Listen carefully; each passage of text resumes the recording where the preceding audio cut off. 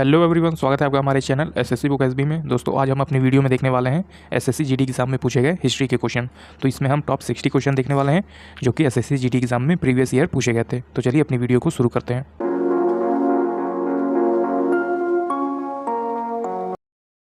पहला क्वेश्चन आता है दोस्तों जो कि है निम्नलिखित में से किस मौर्य राजा के शासनकाल में कलिंग युद्ध लड़ा गया था। तो ये थे अशोक। तो आप इनका नाम याद रखेंगे कि अशोक के शासनकाल में कलिंग युद्ध लड़ा गया था। अगला दूसरा क्वेश्चन आता है हमारा, निम्नलिखित में से कौन ब्रिटिश भारत में भारतीय सिविल सेवा में भर्ती होने वाले पहले भारतीय थे। तो कौन थे, उनका नाम था सत्येंद्र नाथ टैगोर। तो आप इन्हें याद रखेंगे कि सत्येंद्र नाथ टैगोर जो है वो ब्रिटिश भारत में, जब भारत जो है वो ब्रिटिशों का गुलाम था, उस समय भारतीय सिविल सेवा में भर्ती होने वाले ये पहले भारतीय थे। इनका नाम था सत्येंद्र नाथ टैगोर।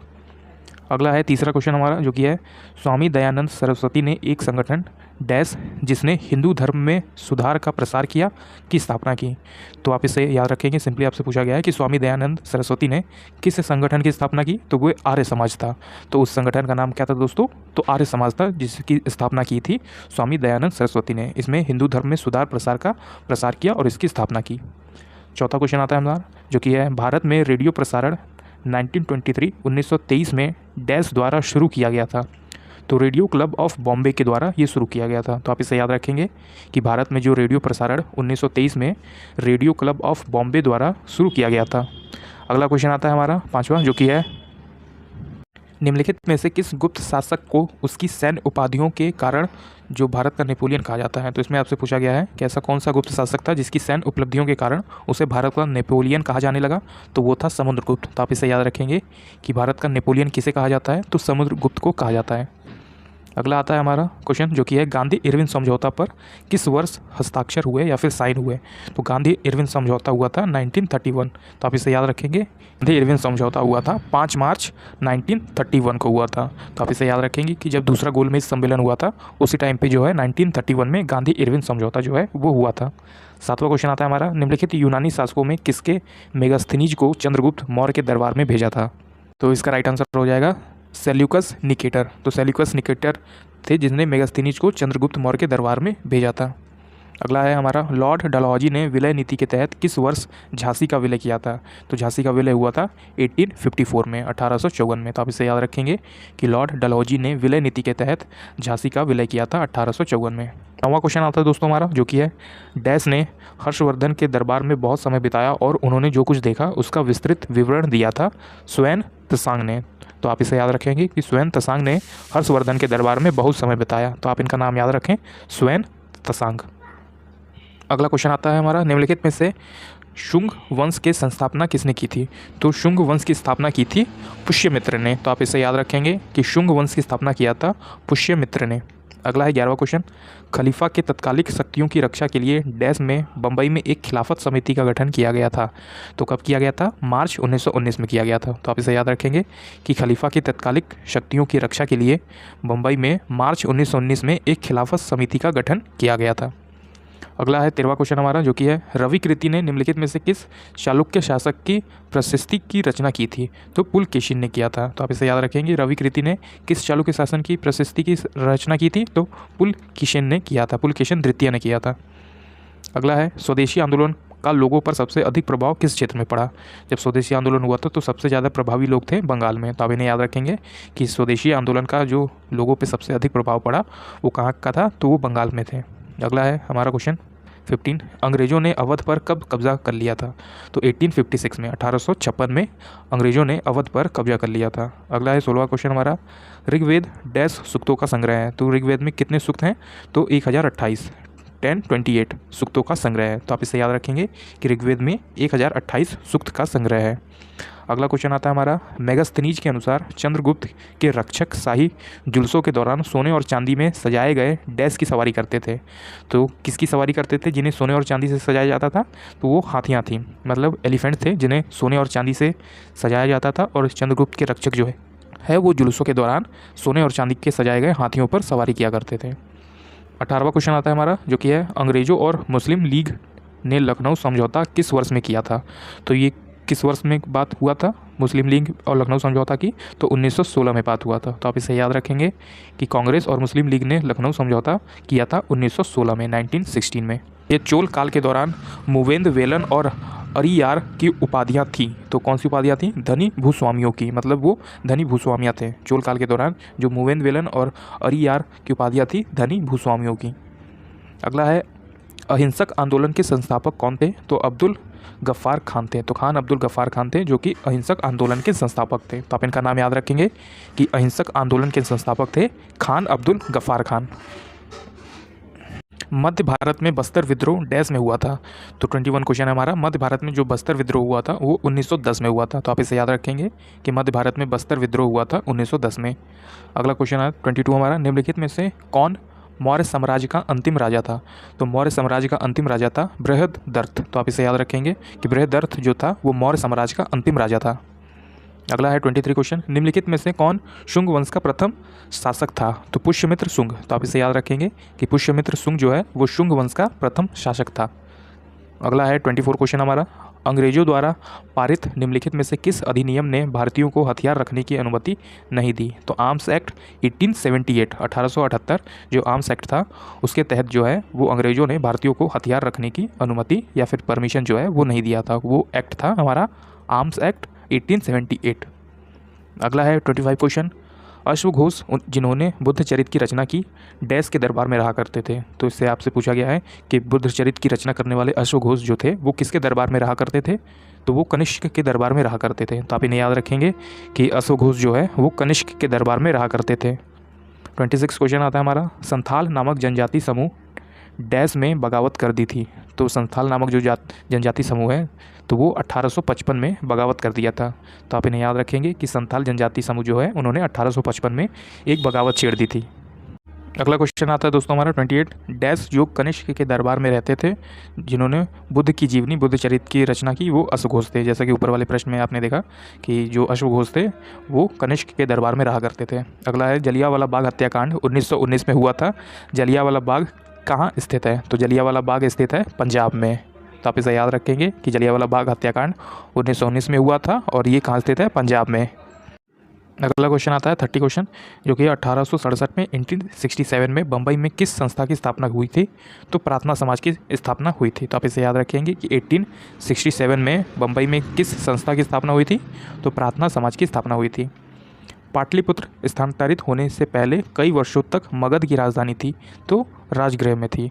तो आप इसे याद रखेंगे कि पाटलिपुत्र में स्थानांतरित होने से पहले जो राजगृह थे वो कई वर्षों तक मगध की राजधानी थी। मगध की राजधानी पहले क्या थी? राजगृह, फिर उसे पाटलिपुत्र में बदल दिया गया था।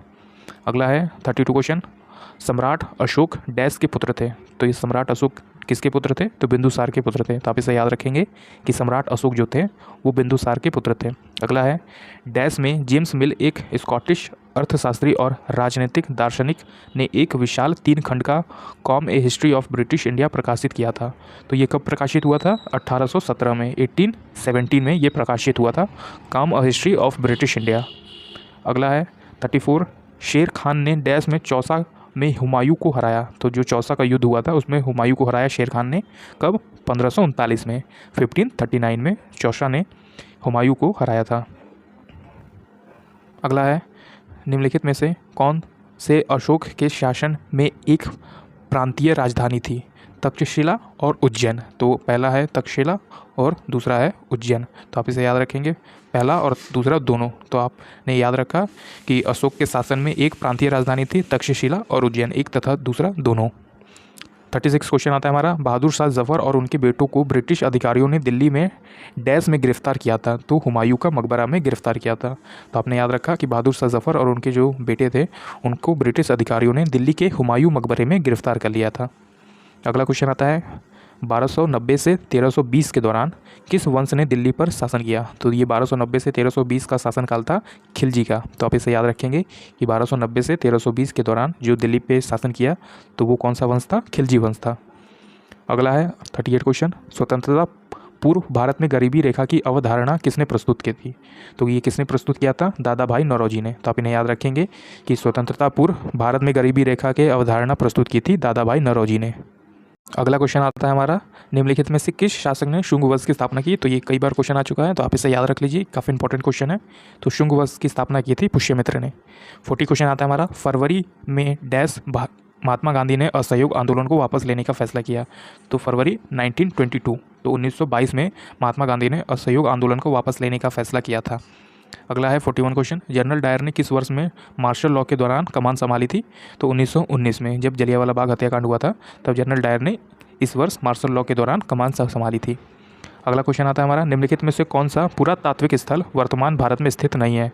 तो मेहरगढ़ जो है वो इस समय वर्तमान भारत में स्थित नहीं है। तो आप इस नाम को याद रखेंगे कि जो इसमें पुरातात्विक स्थल है, पुराने टाइम का जो स्थल है, ये भारत में इस समय मौजूद नहीं है। इसका नाम है मेहरगढ़। अगला है, निम्नलिखित में से कौन सा सबसे पुराना वेद है? तो सबसे पुराना वेद है ऋग्वेद। तो आप इसे याद रखेंगे कि जो 4 वेद हैं हमारे, उसमें सबसे पुराना वेद है ऋग्वेद। अगला क्वेश्चन है, मौर्य उत्तर काल में डैश वे पुरुष और महिलाएं थे जिनके पास जमीनें नहीं थीं? तो दास कर्माकर। मौर्य उत्तर काल में जो दास कर्माकर वे पुरुष और महिलाएं थीं जिनके पास कोई भी तरह की ज़मीनें नहीं हुआ करती थी। अगला क्वेश्चन आता है, तोरगया एक डैश दिवसीय मठ उत्सव है जो अरुणाचल प्रदेश के मोनपा जनजाति द्वारा मनाया जाता है? तो तोरगया क्या है कि 3 दिवसीय मठ उत्सव है। तो आप इसे याद रखेंगे फेस्टिवल वाले इस क्वेश्चन से कि यह कौन सा फेस्टिवल है, तोरगया, जो कि एक 3 दिवसीय मठ उत्सव है। इसे अरुणाचल प्रदेश की मोनपा जनजाति द्वारा मनाया जाता है। अगला क्वेश्चन आता है, विधवा पुनर्विवाह का समर्थन करने वाले बंगाली समाज सुधारक और लेखक का नाम बताइए? ईश्वर चंद्र विद्यासागर। तो इनका नाम था ईश्वर चंद्र विद्यासागर, जिन्होंने विधवा पुनर्विवाह का समर्थन करने वाली बंगाली समाज सुधारक और लेखक हैं। अगला क्वेश्चन आता है, चरक को डैश के जनक के रूप में भी जाना जाता है? तो चरक को आयुर्वेद के जनक के रूप में भी जाना जाता है। तो आयुर्वेद के जनक के तौर पे किसे जाना जाता है? चरक को। तो आप ये दोनों क्वेश्चन अच्छे से याद कर लीजिए कि चरक को आयुर्वेद के जनक के तौर पे जाना जाता है और आयुर्वेद का जनक किसे जाना जाता है? तो चरक को कहा जाता है। 48 क्वेश्चन आता है हमारा, जो कि है, डैश में एक महान आदिवासी नेता वीर लखन नायक ने भारत छोड़ो आंदोलन में भाग लिया और 1943 में अंग्रेजों द्वारा उन्हें फांसी दे दी गई थी। कहाँ पर? उड़ीसा में। तो आप इसे याद रखेंगे कि उड़ीसा के एक महान आदिवासी नेता वीर लखन नायक ने भारत छोड़ो आंदोलन में भाग लिया और उन्हें अंग्रेजों के द्वारा 1943 में ही फांसी पर चढ़ा दिया गया था। अगला क्वेश्चन आता है दोस्तों हमारा, जो कि है, भारतीय राष्ट्रीय कांग्रेस की स्थापना कब हुई थी? तो भारतीय राष्ट्रीय कांग्रेस की स्थापना हुई थी 1885 में, 1885 में हुआ था। अगला है, महावीर ने डैश वर्ष की आयु में ही घर छोड़ दिया था और ज्ञान की तलाश में वे जंगल में रहने चले गए थे। तो जो भगवान महावीर थे उन्होंने 30 वर्ष की आयु में अपना घर छोड़ा और वो ज्ञान अर्जित करने की तलाश में जंगल में चले गए थे। तो दोस्तों यहाँ पे हमारा 50 क्वेश्चन कंप्लीट होता है। अगर आपको इसकी PDF चाहिए तो आप हमें डिस्क्रिप्शन बॉक्स में हमारा व्हाट्सअप का नंबर दिया हुआ है, आप उस पर हमें मैसेज करके ये PDF मात्र 10 रुपये में हमसे ले सकते हैं। ये टॉप 60 क्वेश्चन है जो कि आपके GD एग्जाम में प्रीवियस ईयर पूछे गए थे। अगला क्वेश्चन आता है हमारा 51, मेगास्थनीज के अनुसार पाटलिपुत्र में कुल कितने द्वार थे? तो मेगास्थनीज के अनुसार जो पाटलिपुत्र में द्वार थे जाने का, जिसे दरवाज़ा कहा जाए, तो वो 64 थे।